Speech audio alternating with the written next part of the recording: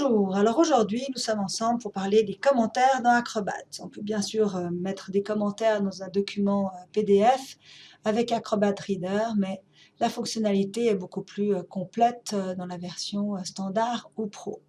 Donc si je veux annoter ou commenter un document, il faut que j'utilise l'outil des commentaires. Et bien toujours dans cette barre verticale, je vais actionner le mode de commentaire, j'ai automatiquement un panneau à droite qui va être affiché, qui listera mes commentaires les uns derrière les autres. Puis dans la partie barre d'outils, comme d'habitude, l'outil vient avec les petits boutons qui sont en relation avec ces commandes. Et puis j'ai tous les commentaires et les soulignements, les surlignements, les textes, les tampons, etc. Alors, je vais vous donner l'exemple de certains d'entre eux. Alors, le premier, je me dis que gazpacho, c'est la fin de l'été, c'est peut-être pas approprié. Donc je pose mon curseur du côté de gazpacho, puis je vais utiliser le tout premier bouton, qui est celui de la note. En cliquant dessus, je vais pouvoir positionner ma note. Et puis, automatiquement, dans la partie droite, j'ai mon identifiant, donc moi je suis admin. Et puis, je peux saisir le texte, je vais dire, voilà, on est en automne, peut-être pas le meilleur choix. Et puis, si je publie, eh bien, ça veut dire que les personnes qui liront ce document et devront l'annoter à leur tour pourront ajouter une réponse et faire un petit échange. J'ai différentes possibilités d'afficher une note. Alors évidemment, là, avec le panneau, c'est listé. Si je suis sortie un petit peu du document et que je pointe le commentaire, en l'occurrence ici la note, j'ai une infobulle qui me l'affiche. Et puis si je suis en dehors même du mode commentaire, j'ai toujours l'infobulle.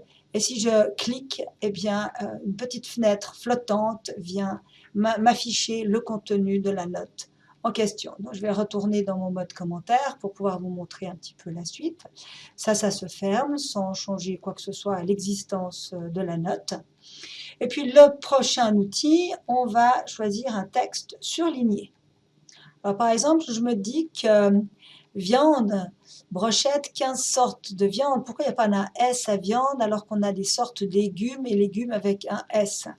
Alors, je sélectionne l'outil et puis je surligne le mot viande en me disant que j'ai franchement rien besoin de dire. Ça tombe sous le sens qu'il y a une faute d'orthographe.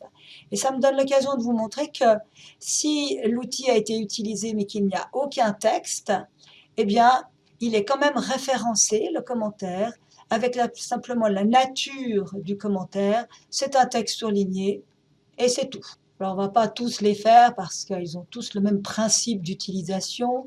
Par exemple, si je veux barrer quelque chose parce que quelque chose ne me convient pas, je vais dire non, eh bien, moi, voilà, l'assiette mongole, franchement, ça ne me dit pas grand-chose, ça ne me plaît pas trop.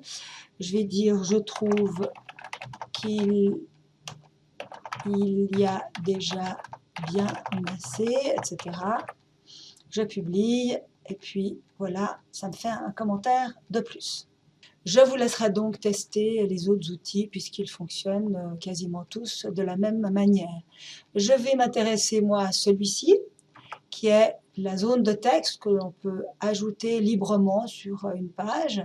Donc en le sélectionnant, je vais définir la zone de texte et puis parfois automatiquement il y aura ici le bouton AA qui viendra me proposer de changer de couleur, etc.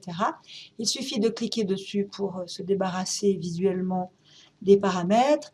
Je vais saisir le texte. Je n'aime pas trop cette déco. Fait un peu kitsch. Voilà, par exemple. La zone de texte comporte ensuite, comme un objet graphique habituel, un double clic pour rentrer dedans et modifier votre texte. Si vous cliquez à l'extérieur, puis que vous revenez, vous allez avoir la sélection avec les petites poignées, et puis cliquez la flèche cruciforme, et puis vous pouvez déplacer l'élément comme vous le souhaitez. Si vous avez la bonne main qui dessine, vous êtes doué en dessin, vous pouvez utiliser l'outil qui s'appelle « Outils de dessin » et faire quelque chose, je ne sais pas, comme de ce genre, etc. Voilà. Peut-être que ce que vous ferez aura plus un air d'école maternelle qu'autre chose, etc. Donc, etc.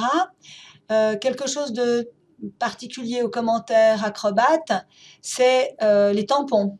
Donc, on peut tamponner, on peut poser des tampons comme on veut.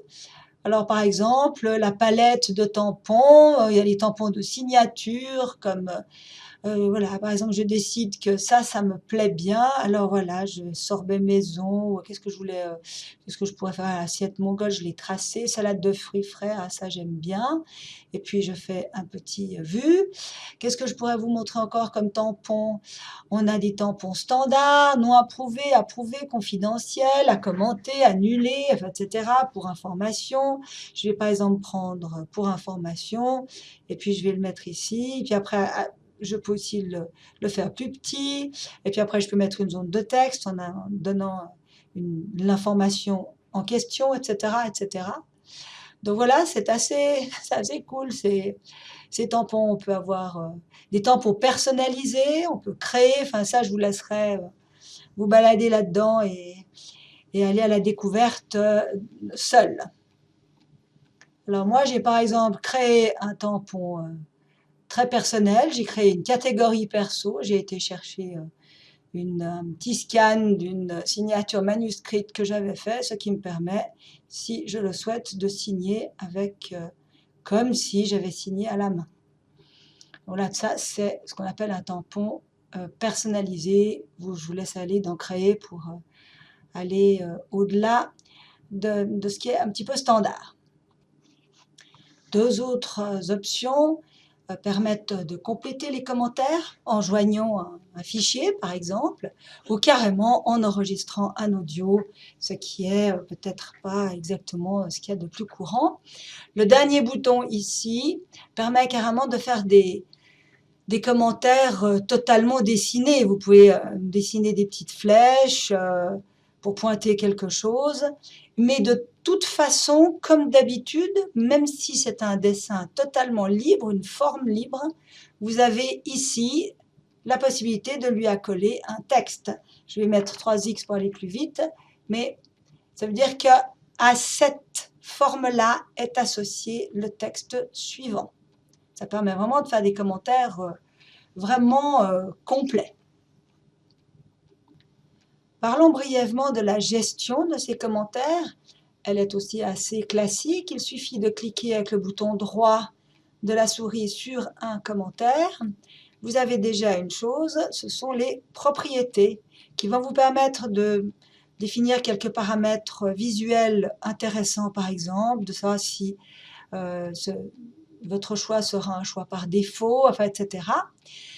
Une autre possibilité, c'est toujours avec le clic droit, c'est de définir un état. Vous pouvez, surtout s'il y a de nombreux réviseurs, est-ce que le commentaire a été accepté, est-ce que c'est terminé, est-ce qu'il a été refusé.